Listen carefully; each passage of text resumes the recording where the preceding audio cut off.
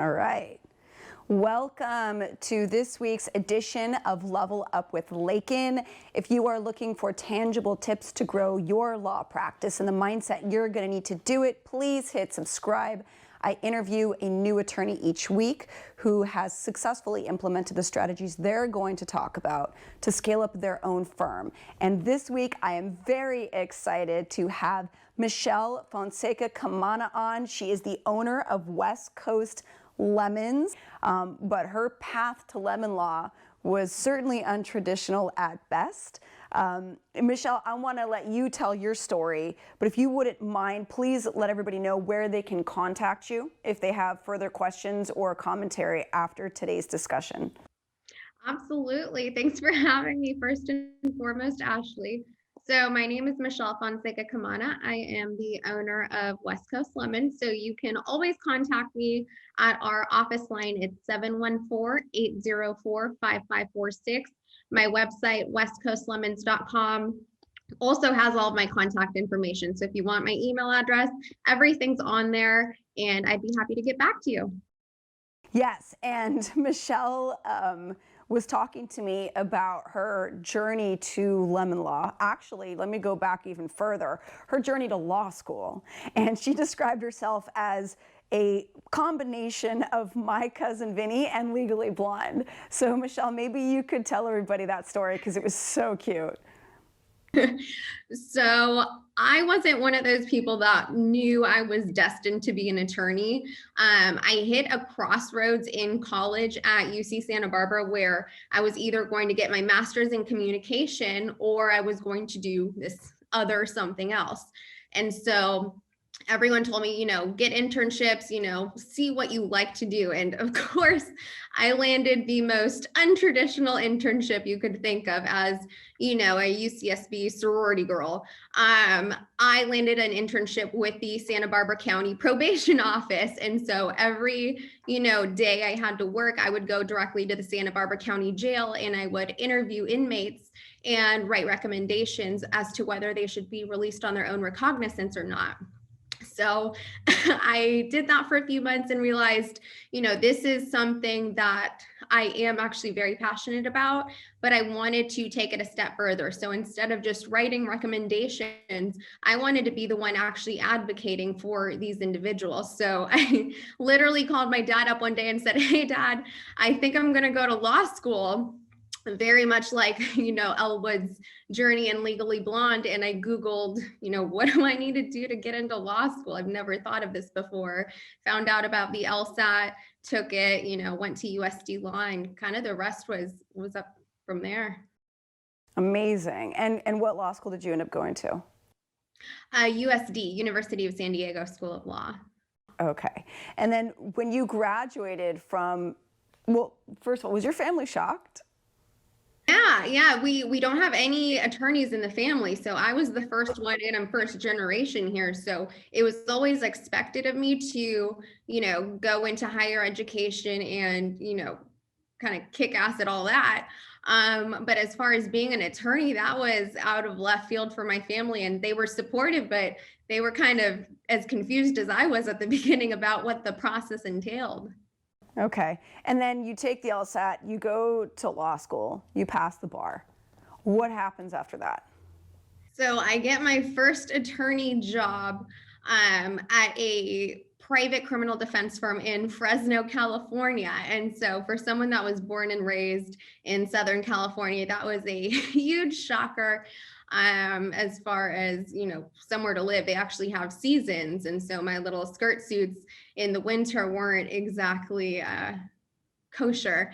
So I was freezing my butt off, I remember, in front of court in 40-degree weather. And they were like, "You're not from around here, are you?" So it was definitely an experience, but I got to go to a lot of different courthouses, and they gave me a lot of responsibility. So I tried my first case in my second month with the firm. It was a felony jury trial in this tiny little courthouse in Madera County before they redid the courthouse. So it was very much like what you see in the movie My Cousin Vinny, where I was driving to this tiny little town, and the courthouse itself had like maybe 3 departments back then. super Okay. tiny. I had no idea what I was doing, but it was great experience for me to be able to, get my feet wet, try a case, and start learning the ways of being a trial attorney. With that firm in January, and I tried that case in February. So that's pretty crazy. I mean, you didn't even know you wanted to be a lawyer, and then you land this internship, and now you're in the jails interviewing the inmates to find out if they are, safe to be released on their own OR. Then you land your first job in a city that you're not from or familiar with, and now you're trying cases. I mean, most people who become trial lawyers, have an inkling that that's what they were cut out for. But when you started trying cases, did you realize that was for you? I loved being in the courtroom. So being a criminal defense attorney, I think was a really great experience for me because even when I used to intern with the public defender's office, like we would be walking over to court and I'd get 5 files handed to me, like, you're going to handle these sentencings in about 10 minutes, get up to speed now. Um, and I think that's a skill that really is applicable to any type of law. You need to be able to think on your feet. And, I got into this to advocate for people. And what better way to advocate for people than at trial? And what are you fearless? No, it's very much like fake it till you make it, especially back in those, criminal defense days. Like I was scared shitless. Like I was never a great public speaker. I still panic. I freak out. I forget to breathe sometimes, even now.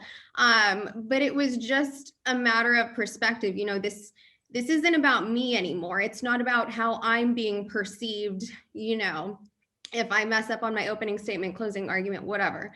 It's not about me. So I needed to take the ego out of it and just focus on the task at hand. And that was to get justice for whoever I was representing. So I didn't have time to be afraid. I couldn't screw it up for my clients like that. So I did the exact opposite of what you did. I did I did externships in the DA's office in law school, and where I was handed the file, and they were like, "Go do the preliminary hearing. Good luck." I'm like, "Whoa, this is a felony, right?" And then I volunteered with the Orange County DA's office for 3.5 months to get some trial experience, and they literally hand you the file, and they're like, "Go answer ready," and you're reading the file, as you're walking over to the courtroom, and you're like, "Oh my God." The stakes feel so much higher when you're dealing with people's liberty or criminal, in the criminal justice system. For you, would be dealing with the people's freedom. For me, it's dealing with the fact that crimes were committed against people. The stakes were higher. But man, like, there is no better way to learn trial by fire than working in the criminal department. So that's a lot of respect. That was probably one of the scariest things I think I've ever done. But you learn so much for something like that. Mm-hmm.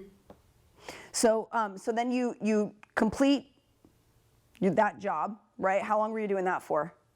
So at the private defense firm, I was there for about 1 year and 9 months. And really, I mean, it was kind of twofold. I didn't want to live in Fresno. It was never going to be my forever home. It was just a great place for me to get a lot of experience in the courtroom. And the law firm I worked for was very good, very kind. It really was one of those like true family environments. So I loved that, but I always knew, there was something more, and I didn't want to get stuck in kind of a salary cap. I wasn't getting the raises I knew I deserved, and I kept having those conversations and nothing was coming from it. So at a certain point, it was A, I wanted to get out of Fresno, but B, like, I need to be paid what I'm worth.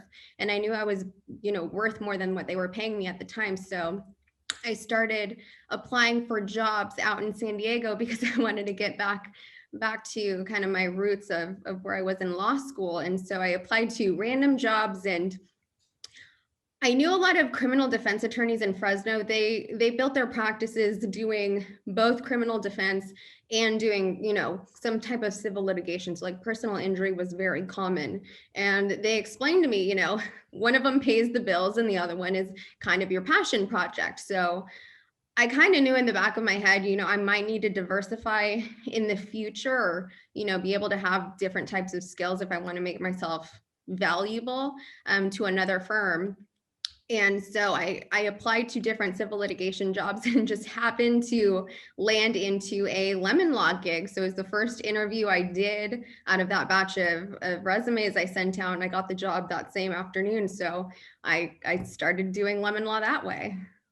And was it just doing lemon law at that point? Yeah, all they did was lemon law, and it was it was nice for me to go from, the small town firm to, working in the San Diego high rises. Like I was like, I made it. Uh, I was so excited. It had all the fancy perks and the parking spots and they would take the firm on these crazy little vacations. I wasn't there long enough to go on one, but I was like, this is so cool. I'm like, finally, made it in life. And so I worked there for about 8 months, but it was another kind of trial by fire. There wasn't a lot of, mentorship or anything there. It was kind of like figure it out as you go. And I remember going from criminal defense to civil. I didn't know civil law. I was reading the Rudder Guide to teach myself how to, all the procedure and all the stuff I had to do. And Girl, I still read the Rudder Guide. I just got my updates in the mail like a couple days ago. It's still my go-to. I'm like, okay, Yeah. what are the rules on 998s again? Yeah. So it's so valuable, but I really had to teach myself a lot of it. But luckily, a lot of the instincts from the criminal world transferred over to the lemon law world. So luckily, I was able to get the attention of, some important people, one of the mediators that I worked with, and then counsel for Toyota, who, we had a lot of our back and forth and fights. So I didn't think I was his favorite by any means, but he recommended me to his friend who owned a law firm out in LA. And so he, wanted me to come visit him and have a chat about working for him. And he's the one that worked out of the office, well, not even an office, a house in Bellflower, not the nicest area of town. And so I remember I went up there for an interview, and it was this sketchy house in Bellflower. I kept calling my husband, like, this is like, make sure to track my iPhone. If I don't come out in like an hour, like I have been murdered. Like, I don't know about this. So I took the interview and talked to him, and he was basically like, I've heard good things. I know everything I need to know. What do I need to pay you to come work for me? And I was like, holy shit, like civil law is crazy. Like, you guys are nuts. And so I was like, okay, something in the 6 figures would be nice. And he was like, done. When can you start working? I was like, all right. So I worked for him, and honestly, I credit him with a lot of the knowledge I have of the actual lemon law. At the first firm, it was just kind of flying by the seat of your pants, just hope for the best. But, we didn't understand as a firm a third of the lemon law. And that's a problem. We were doing a huge disservice to our clients because no one knew what an implied warranty was. And, when the boss doesn't know and the associates are just like, we don't want to screw things up at trial. So we might just drop that cause of action. It was a disaster.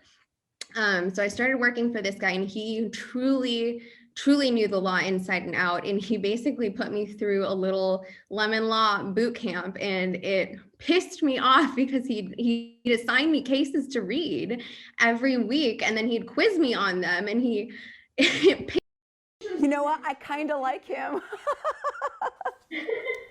he was funny. But he'd come quiz me on these cases and ask me questions about it. And he would just be like, do, do, do, do, do. Like, he'd sing the song. And I'm like, I can't think right now. Like, this is so stressful. And just like him and I in like a room, and he's just asking me all these questions. But, thinking back, I'm so appreciative that he took the time to truly teach me the law, because that's how you become that great attorney. Is you need to know the law inside out, and then you use the skills that you also have to supplement that. So if you've got knowledge of the law and you've got the skills to actually take a case to trial, you're unstoppable in this industry. And he gave me that. So I'm really thankful I had that experience. I mean, it was a small firm. It was just the 2 attorneys, him and I, and then 1 paralegal, and then the legal assistant. But we all worked out of that office, and clients would come there, not too often, but every so often. And I was almost embarrassed, like, oh my God, they're gonna think we're a sham, we're not a real law firm. Like, this is so embarrassing. And they would call too, just like I did, being like, I'm in front of a house. Like, I thought you were a law firm. But I quickly learned, clients don't put so much, thought or emphasis on, the glitzy glamour, the high rise office, that really doesn't matter to them as much as, we might think it does. We want to have this perception that we're successful, we can afford all this stuff. It really doesn't matter. And that firm taught me that because the clients were ecstatic with the results they were getting. So they didn't care that, they were pulling up to a house in Bellflower, as long as, they're getting their check at the end of the day and we're handling it for them, to the best of our abilities. So because of the remote learning that my kids are in and everything, I'm also working exclusively out of my home, and it is also my business address. The first time ever I'm on the phone with a defense attorney, and for some weird reason, he decided to Google my address, and he's like, do you work out of your home? And I was like, yes. And I'll tell you, like, the house/office thing, it's not that uncommon in Long Beach. Actually, the first criminal defense attorney I knew, who may or may not have represented some members of my family, was working out of a house in Long Beach. And I remember talking to him when I was thinking about becoming a lawyer, and I went to this house, and actually it was a pretty decent setup. So I agree with you. And aside from one random attorney, Googling my address, I've not had any issues at it at all. I agree with you. I think it comes down to the result. Almost doesn't matter where you work. In fact, if it's at a home, probably easier parking and way less expensive. So yes, sister, preach. So you worked there for how long? About, I want to say 2.5 years. Okay, so it was the Lemon Law boot camp for Michelle. Yes, it was. And that's kind of where I got a lot of my confidence up. Like at the first lemon law firm, I was a fish out of water. I felt like I had no idea what I was doing, but getting, that lemon law boot camp gave me some confidence. Like, I do know what I'm doing. I could go toe to toe with some of these defense attorneys and talk law and win a lot of those arguments. So, got to the point where I held the record at our firm for the biggest settlements, especially on the RV cases for civil penalties. And so it kind of pissed my boss off a little bit, because he's been doing this for, he liked to say, longer than I've been alive. And I was settling cases for much more than he ever had. So it was really exciting to kind of come into my own, get that confidence. I was almost, maybe a little too cocky there at the end. So I'm glad that I took that next step into, starting my own firm, because it kind of brought me back down to reality and humbled me a bit. So let's talk about that. So at what point did you decide that you were going to go out on your own? So my last boss was getting to retirement age. And so he started throwing the idea around of me taking over his practice. And we had a few conversations about it, but we just never saw eye to eye on a lot of things as far as the business side of things went. And so, and I wasn't shy about telling him that, it was one thing about me that he kind of loved and hated, was I would tell him exactly what was on my mind, even if it, hurt someone's feelings, including his. So I figured out we were never going to see eye to eye, and that there wasn't going to be a future there anymore for me. And so I had gotten to the point where I knew I could never work for someone else. I had already worked for 3 firms. I knew how it went. And at that point, I didn't know of any lemon law attorneys that, I felt like I could grow with. So I was like, okay, well, the only option now is to start my own firm. And so that kind of click happened in July of 2019. And I also coincidentally read the book Crushing It by Gary Vee. And that honestly kind of lit a fire under me and made me feel like I can do this. I can do this on my own. And it was very much about the social media side of things, which is something that, I feel like I've been able to do very well. And it's been a huge secret for, I think, my success in my first year. So I read that book and I was like, all right, we're doing this. And so I kind of secretly was still working at that firm, but starting the process of getting all my ducks in a row, figuring out logistics. Once again, Google was my best friend for figuring out, okay, like how do I start a business? I have no idea what any of this entails. So I want to pause right there because I think this is so interesting. And the reason I think it's so interesting is because if you like look back, if you reflect back, here you are in college, you don't even know you want to be a lawyer. Fast forward, I don't know how many years, and now you're in an area of law you probably never even anticipated. Mm-mm. And not only that, but this random area of law, totally unrelated to criminal law, and you're killing it. Like, tell me how you feel about that. Like, tell me what goes through your mind when I tell you that.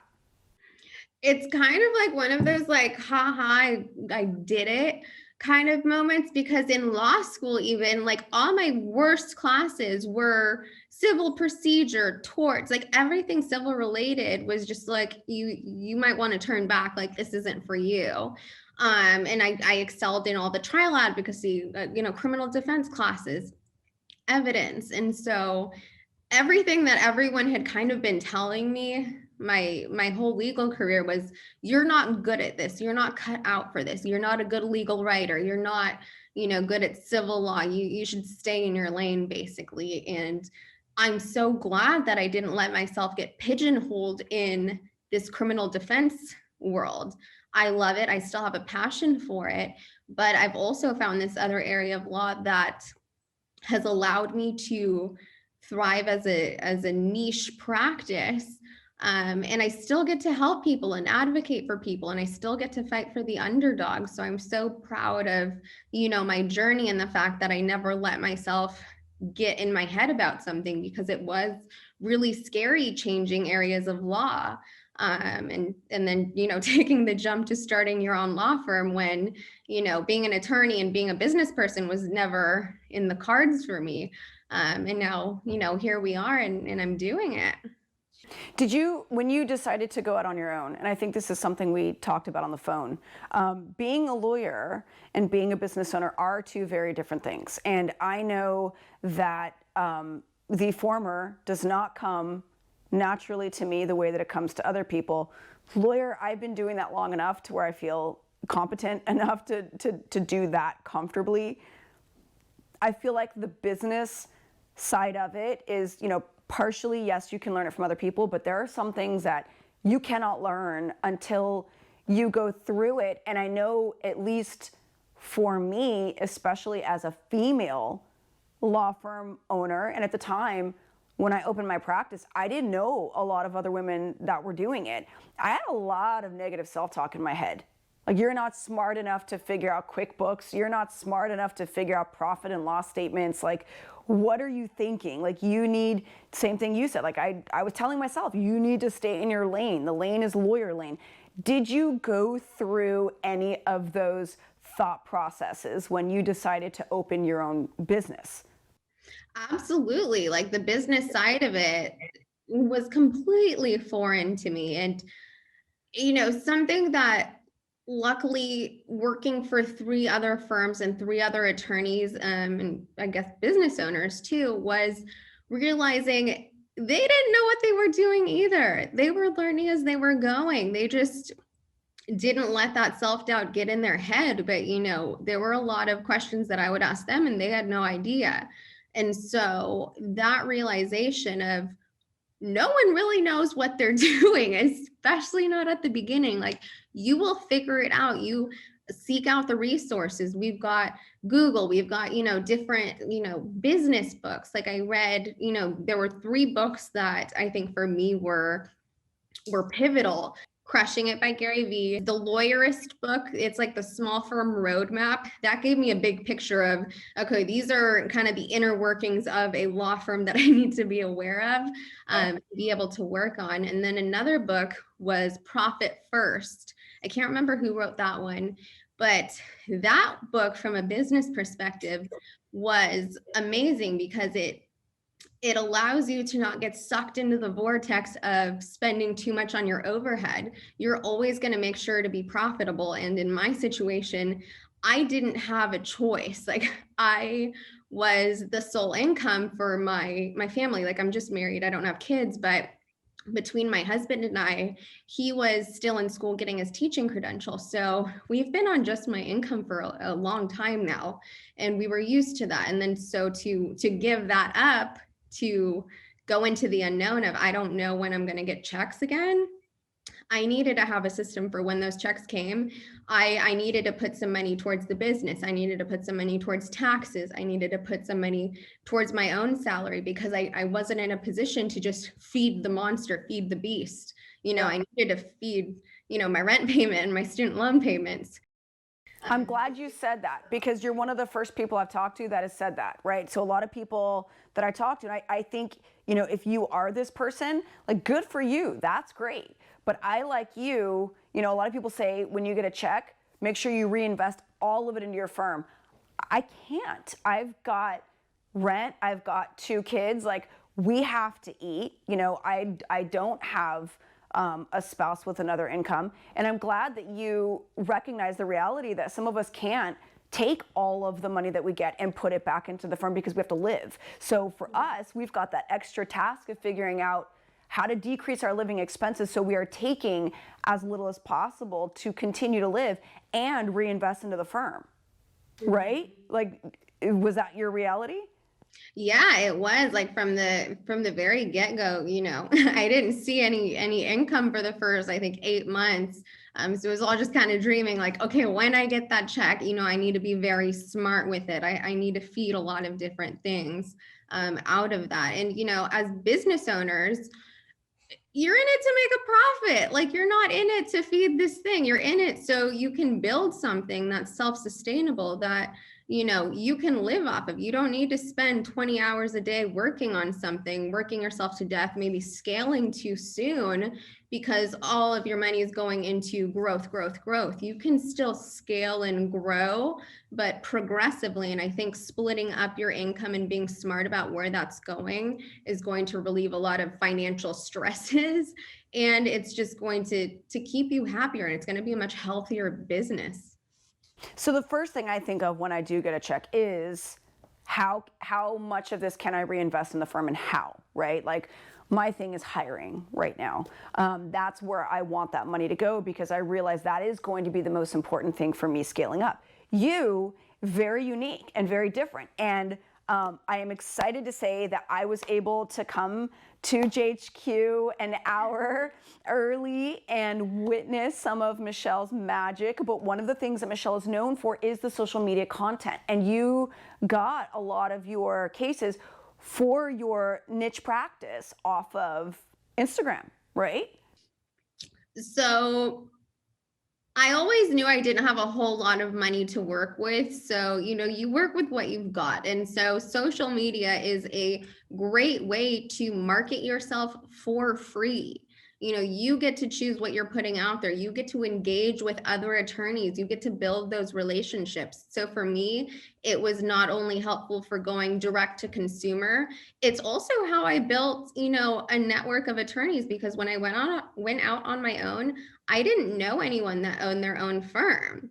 I knew one defense attorney that had gone out on her own. But as far as plaintiff side, I didn't know anybody, not from law school and not from connections. I wasn't one of those people that put myself out there because I had really well-paying jobs and I didn't need to network. And I'd never seen law firms actually collaborate with other law firms. So I didn't know that was even a thing. I didn't know like the whole referral fee world was completely foreign to me because none of the firms I'd ever worked for played that way with other law firms and other attorneys. So for me, Instagram was a way to, show what I was capable of, educate consumers and also educate attorneys. When you provide value and you talk about different parts of your practice and different parts of the lemon law, you not only are teaching people, you're also showing people, what you're building that credibility so that when those cases do come up, other attorneys may never have met me in their lives. they know me from Instagram. They're like, she sounds like she knows what she's talking about. And they'll kick me those cases. So it was great to build a network. And honestly, it brought me to JHQ without promoting myself on Instagram. How did you get to JHQ? Bob Simon followed me on Instagram, and it was the greatest day of my life. But I mean, really, that's kind of how it happened. I had been putting content out there. It was probably like fall of last year. And, I had kind of been lurking on, JHQ's, social media, and I thought it was amazing. And I thought, there's no way they would ever, want or need someone like me, like little old me. I just started my firm. I'm like still grasping for straws. At that point, I hadn't even made money. So I was like, ugh, like dream, like for the future. And then Bob followed me, and I was like, oh my God, he knows who I am, like the head of JHQ, like total fangirling. Like I had never, really been in the whole callous sphere of like seeing all these big name attorneys. Like that was still very, very new to me. And so he followed me, and then I was like, okay, this might be my time. I'm gonna, reach out to the JHQ people. And, they set up a meeting, and I talked to Bob, and then, the rest is history. But I really do credit a lot of that to me putting myself out there, and me putting myself out there to be seen by the legal industry, because I know I'm a great attorney, but if no one else knows about you, you're dead in the water. And you are an amazing contribution to JHQ. So I am, for one, very glad that you are here. And I think it's amazing what you've done with the social media in promoting, such a specialized area of the law. Well, number one, I think it's brilliant that you landed there, and it looks like you got presented with opportunities that you weren't expecting or necessarily planning for, but you capitalized on it. And you built something really fast, right? Yeah, looking back, I mean, COVID was kind of a blessing and a curse for me, because things did slow down. Like I had only been launched for like 3 weeks, and then shelter in place hit, and suddenly like the calls stopped, and they stopped for like 2 months, and it was just robocalls. And I'm a true solo, so I'm the one picking up the robocalls day in and day out, and that shit weighs on you. And I didn't have a network, I didn't have a community back then, so I was just like, well, what's the point? Maybe it's just this is God's sign, like this wasn't meant to be.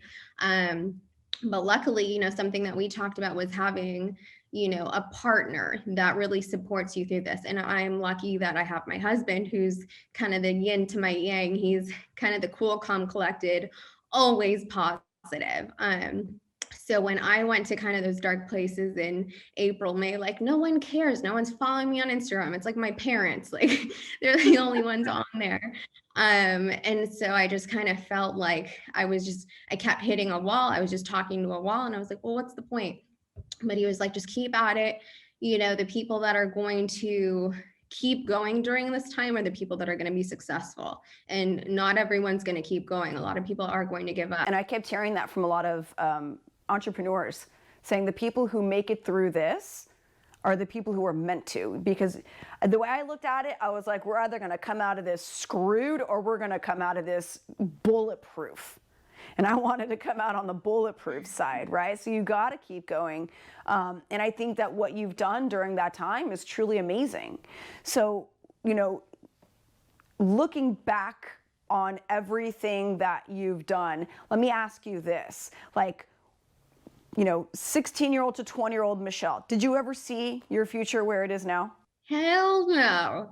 No. Like I still am very shy, but in terms of being someone that would stand up for other people, like I was, the shy kid. I was the one that wasn't going to speak up. And, I think my journey has taught me little skills, little bits and pieces.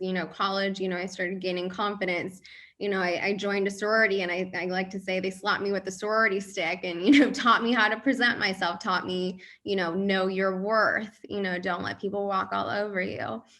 And then, law school, starting to hone in on those skills of advocacy and learning the law and being able to connect the dots.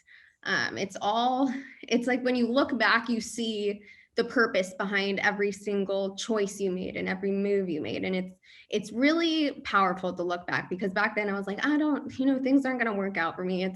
It's all right. But now that I see all the dots connected, I'm so thankful that I kept pushing forward, and I allowed myself to get out of my comfort zone when, those opportunities were presented to me, and it's made all the difference. And I think that's really important, because I think that, at least in my reality, when I get really uncomfortable, one of the things that I do consider in terms of my perspective, I'm like, growth. There's some growth that's going to come out of this, because we experience the largest levels of growth when we are the most uncomfortable. You don't grow when you're comfortable, right? And what we do in terms of being a lawyer, being a business owner, being an advocate, those are not positions that we put ourselves in because we want to just be comfortable, right?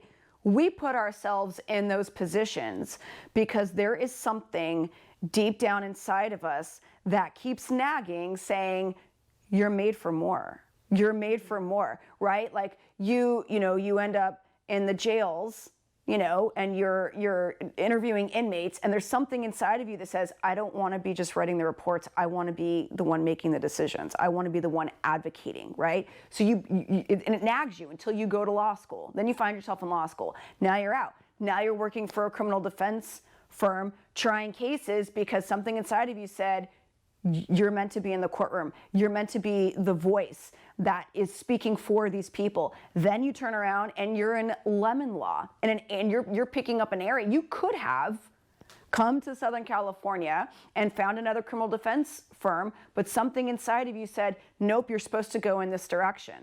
And whether you recognize it or not, it took some strength for you to pivot and go to a completely new area of law. Then you end up in two firms. Then something inside of you said, you know what, I'm not being compensated fairly. I think I can do a better job on my own. That's one of the scariest things, at least that I've experienced. It's one of the scariest things you can do. But the reason we do it is because there's something inside of us that says, nope, you're not done yet. Nope, you're not done yet. And that voice stays there and it nags you until you go do the thing, right? And then sometimes you hit a roadblock, like, a shelter-in-place order, and you're thinking, God, did I make a mistake? And something inside of you, when you're really quiet and you're really still, says, nope, you got to keep going. You're going to get there. You're going to get there. And now you turn around a year out of your firm, and I'm not going to disclose what you told me on the phone, but you did quite well for yourself in that first year. And you turn around and you look at the Michelle who was just going out on her own, taking advantage of new social media platforms to gain clients in this area, this very unique area of law, and then you get followed by Bob Simon, and then you end up in JHQ. Now you got a community, and you did all of this yourself. And so now you're going, that's why there was that voice inside of me that says, nope, you got to keep going. You got to keep going. That voice is annoying sometimes, but I'm so grateful for that voice, and I can see that you had it too, because you kept getting hints and you kept following those hints. When you get real quiet, when you get really quiet, that's when you look back and you feel that purpose. And now you're saying, when I look back on where I was in college and I see all the puzzle pieces come together, now I understand why, right? Mm-hmm. Okay, so with that being said, if a young attorney, let's not even say an attorney, a young woman comes to you and says, Michelle, I'm thinking about going to law school. I'm not sure what I want to do. I'm not sure what my purpose is. What do you, as the Michelle in 2021, who has done everything that you've done, what do you tell her? Honestly, get your feet wet, see what you like and see what you're good at, because when you find those two things to match in something, that's where the magic happens. And a lot of us, we're not so lucky to have that happen, at our first job out of college. It takes, learning and growing and figuring out who you are as a person. And that takes time. I started my firm when I was 30. I'm still figuring that out. And I'm still kind of on that journey of evolving into, there's a song I think that was like, I'm on a mission to be who I'm destined to be. And so that's kind of my mantra, it's this evolution. You need to find that, and I think the biggest thing for me was never decline an opportunity because you're afraid, of failing, or because you're afraid of the financial part of it. Never say no to something out of fear. It has to be, if it's no because your gut's telling you no, listen to that, because there are some, that firm that I was at for 8 months, like that was some place that my gut told me you cannot be here much longer for your own mental health. And so you need to know, what that voice inside of you is saying. And so if it's out of fear, go for it. The worst thing you can do is fail, and you're going to learn. So it's not actually a complete failure.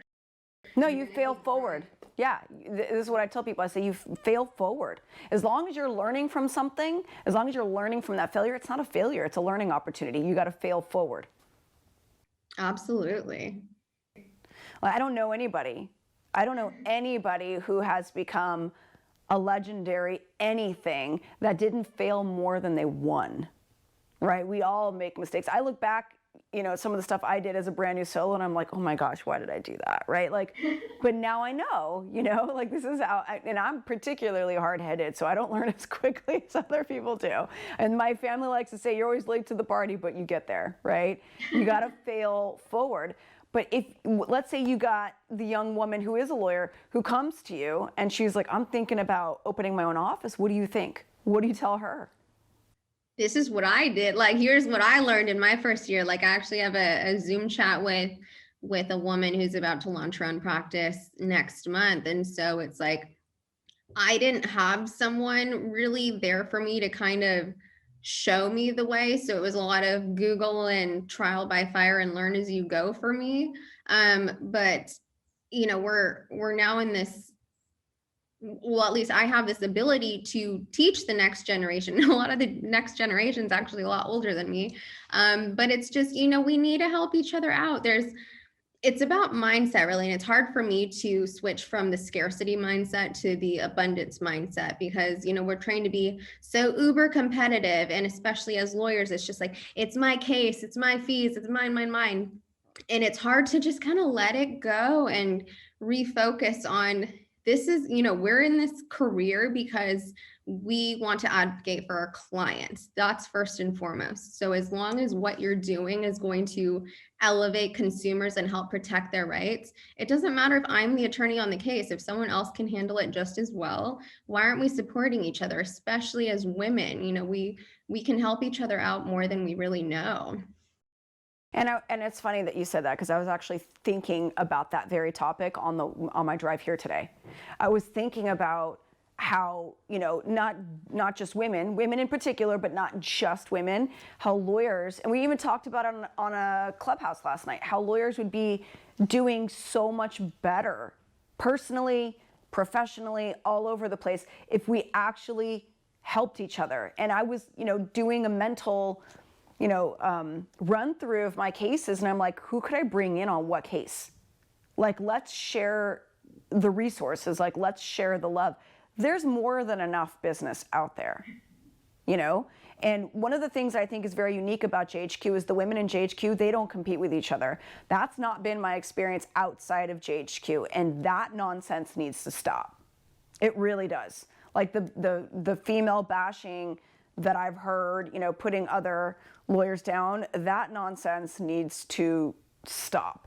I think women, especially in this profession, would go so much further if we were pushing each other forward and recognizing the unique struggles that we face as female lawyers, and breaking those glass ceilings together, we would do so much better. So I definitely plan on bringing more women on board on any direct consumer cases I get. I'm waiting for that stuff to share. And I think especially for the solos and the small firm owners, like, it's a lonely gig. And so it is. Yes, it is. To have that community to just talk to about just to talk to, I just kind of chatter my head off to my poor husband. And I think now he knows more about the lemon law than almost anyone else I know. Yeah. And about business struggles, but just to have that community has been night and day for my mental health. And I mean, that's where it starts. It starts with self-care. You can't take care of someone else if you're just running on low battery. And so just to have that community to recharge, reset, reinvigorate yourself, it's been a game changer for me. You know, now I feel like I've got, you know, kind of my security blanket where I'm like, I got this. If anything comes up out of left field, I have people I can turn to now. Yes. It's so much easier to get through the day to day just knowing that. Yeah, 100%, especially in the pandemic, right? Like, I don't even really like, let me not say that. I don't dislike people, but you know, some people get energy off of communicating with other people. I get depleted, right? I never appreciated, you know, when I started my own practice, how lonely it is when you leave a firm. Even just seeing other people's faces every day, it's lonely. And I can say, especially, you know, during the pandemic, when we didn't even really have the choice to pick up the phone and go meet up with somebody when we actually felt like doing it, when the choice was taken away, getting more active in JHQ, getting more active, like, you know, even the YouTube, you know, thing, even though it's being done virtually, just having that human contact, but more importantly, having that contact with a group of other people that know exactly how you feel was a game changer for me too, sister. Like, you know, and I even told some of the girls on JHQ, I was like, man, you know, one of my goals for 2021 was to build a girl tribe, you know, because I'll have friends, but they'll be like, you know, they won't know each other. Like, there's not really a group. And I was like, I really want to build a solid girl tribe of other, you know, female attorneys who understand exactly what, you know, we each go through, because we all think our problems are huge and unique, and they're not. They're not. There's always somebody else who's going through it or has gone through it. And it brings me so much comfort to know that there are other women out there, and they are all right there on Slack. Like, we're very fortunate, if we're going to be solos, to have this group, not just the women. We've got an entire group of attorneys that know what we're talking about, men and women, and especially men who are extraordinarily supportive of the female attorneys. So I hear you, and I'm glad you said that, because I don't think a lot of people talk about how lonely it actually is. Yeah, especially, you know, I think social media too helped me kind of bridge that gap, because normally, like, I'm like you, I don't get energy from talking to people. I don't have that gift of the gab, or at least I don't think I do. It. Small talk stresses me out. Like, it's cruel and unusual punishment. So in-person networking was my nightmare. Like, I tried because I was like, okay, I need to do this. I'm a business owner. You need to, like, get out there. But, you know, it was like back to grade school when they, like, call on you, like, tell me a fun fact about yourself. I was like, I don't know. No, like, I don't want to do this. This is not where I thrive. This is not where I shine. It's very stressful. The fact that you called it cruel and unusual punishment, we need to be friends. I feel the same way. Like, when people, you ever go to those events and, like, people, they just hug everybody, and I can see them coming for me, and I'm like, I don't want to hug you. Like, I want to put up an invisible shield for my 3 feet. Like, when I hug somebody, especially in public, it is because I genuinely like you and I want to. If I don't want to hug you and I see you coming, I'm going the other way. Right? And you're like, oh my God, how are your kids? I'm like, I don't really want to talk about this with you. Like, you don't care how my kids are. I don't really care how you're doing. Like, you know what I mean? Like, I'm authentic like that. Like, if I like you, you'll know it. If I don't like you, you'll know it, you know? So thank you for validating me, Michelle. Exactly. It's something that doesn't get talked about a lot, you know, and it's like, I'm not going to ask, like you said, like, I'm not going to ask how your kids are if I barely know you, because I don't care. I don't have time to care about that. And it's just going to come off as, like, super cringy, me trying to be like, so how's your kids? Like, I can't do it. So I just, you know, put me on calendar. You found a way around that. And your way around that is social media. So I get to just kind of be myself and show what I want to show. Like, this is my life. Like, I have a puppy. I have a husband who's, you know, an ultra marathon runner. That is what my life is. And then this is me, you know. I actually get a lot of comments because I I don't normally look like this. I don't do hair and makeup hardly ever. And so day to day, I'll have something to say. And it got to the point where it was like, am I going to not say these things because I don't look the way certain people would expect me to?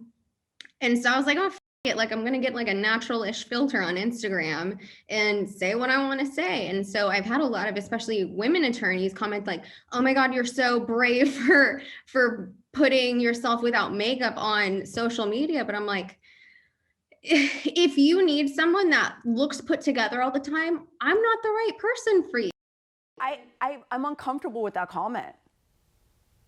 Like, I'm a little uncomfortable that women had to tell you that you were brave to do that. It's almost as if there's something wrong with you. I'm a little uncomfortable with that. Yeah. And I told you on the phone, I was like, one of the reasons why I haven't gotten in the social media game is because, quite honestly, every day, I'm not doing my hair. Like, my hair is going to be in a ponytail, or I'm going to be in a baseball cap. I don't wear a lot of makeup if I'm sitting behind a computer and my kids are remote learning. Like, what for? But I like what you said, and I think I am going to start creating content that way too. And I don't want it to be considered brave. It should be normalized. Yeah, and so that's the whole thing with the social media thing. Then it took me a while to get over that, because at the beginning, I was afraid to show my face. I wasn't shooting videos until, I launched in February. I didn't shoot my first video until, the weekend of July 4th. And I was scared shitless to even put that up there. Like, this whole social media thing, honestly, was uncomfortable for me, putting myself out there, because I know what comes with putting yourself out there on social media. It's the judgment, it's the trolls, it's the, incessant comments about what you look like, what you're wearing, it's nonstop, but you need to shut it off, because at the end of the day, you have to remember what your true purpose is. And for me, I want to educate consumers. I want to entertain other attorneys. Like, that was a good way for me to connect with other attorneys, shooting some of these videos about like, hey, who else gets pissed off when they get called honey at a deposition, so it's been nice to kind of let go of the expectation and just post whatever I want. Like, I posted one of me running around like a maniac, lip syncing to Mrs. Doubtfire, because I thought it was funny. You know what? Good for you. Good for you. Really, truly, good for you. I'm glad you did that. And I'm glad that you said that, because one of my, not one of my relatives, a family member recently told my daughter that she was awkward like her mother, right? And that got me thinking. And it really got me thinking about the term awkward and how often I was called weird, as a kid, or awkward growing up. And now that I'm an adult and I look back, now I see what was happening was I was just a nonconformist, right? Like, I didn't want to do what was popular. If I didn't feel like doing something the other kids were doing, I just said I didn't want to do it, right? And that made me weird or awkward. But at the time, it really hurt my feelings. And when my daughter told me that, I smiled at her, and she was looking at me like, why are you smiling? And I was like, Zoe, you're not awkward. You're living your truth. And I was kind of proud, because I was like, I want you, I don't want her to go through the criticism or the judgment that I did growing up, but I was like, I want you to live your truth, whatever your truth is, without apology. Mm-hmm. Without apology. And she even went so far as to tell me that, someone in the family had asked her, if she was gay. And she looked at me to see like how I felt about that. And I was like, I don't care if you are or aren't. Like, I'm not even going to bother to ask you. If you are and you want to tell me you are, that's fine, but it's not going to change how I feel about you. Whatever my children want to be, I want them to be that, but don't apologize for it. You are not subject to somebody else's. I had someone say something kind of rude to me the other day, and my response was, your opinion of me is none of my business. With a kissy face. I had to add a little petty. But your opinion of me is none of my business. Like, I'm not going to spend 1 minute of my time worried about what you think of me. And all I want to do for my children is get them to that point earlier, so they don't have to go through the trauma of the judgment and the social isolation to reach the point that I finally did. What you're doing by posting those videos, saying whatever it is you want to say, being silly however it is you want to be silly. Number one, you're communicating to consumers that when you hire me as a lawyer, this is who you're getting, all of it. Me, my uniqueness, my advocacy, my expertise, my knowledge of the law, my crazy dance moves, all of it. You being authentic will endear people to you, which is why I reached out to you and I wanted to have you on the show. I'm like, this chick is cool, right?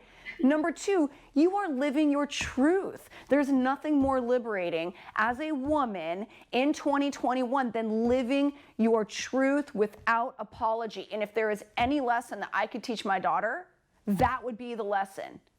You will never apologize for who you were. I made so many apologies in my life about who I was, not even realizing that who I was, there was nothing wrong with it. And just because other people tell you there's something wrong with it doesn't mean there's something wrong with it. You, Michelle, are living your truth. So kudos to you, woman. You keep doing that and keep advocating to other women to do that too. I will tell you, for one, no matter what anybody says about you, I am right here to back you. Okay, so you keep doing you. I'm very proud of you. I'm very proud of the growth. I'm very proud that you're doing this at a younger point in your career and your life than I did. I think this shows some very promising things about you. I am excited to see what you come up with in the future in terms of social media. Michelle, I am so happy to have had you on the show today. I am so happy to have had the opportunity to get to know you. I liked you before. I like you even more now. You can count me in as part of your girl tribe. Anybody says anything to you or anything happens to you and you need to reach out to another woman, I'm here for you, sister. And I'm excited to see what is in your future. I'm excited to see about the content, and thank you for giving me a sneak peek into your social media, how you do it this morning. I was really grateful for that education. So thank you so much for being with us on the show today. I forgot. Give everybody your social media handles. Oh yeah. So you can follow me. It's at West Coast Lemons. I am on Instagram, Facebook, YouTube, you name it, I'm on there. But mostly, check out the Instagram if you're on there. I really like shooting the reels and got some really fun new informational content coming soon. So check it out. And thank you so much, everybody. Thank you for joining this week's edition of Level Up with Laiken. Sending you lots of love, joy, and success this week. We will see you next week. Thanks so much, everybody.